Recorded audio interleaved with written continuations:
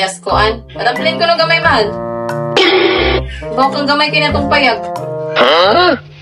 Grabe naman kung makakuan, eh. What? Ahon man ka na.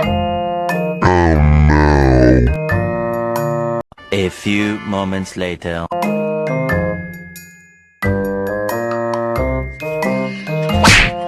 Ah! Pag-excuse mo, mahal, eh. Bawa kang gamay kaya nga itong payag. Sana naman na, oy, di mo kabalong excuse. Ano po? Anong kailangan kong gawin upang malaman mo ikaw ang minamahal ko?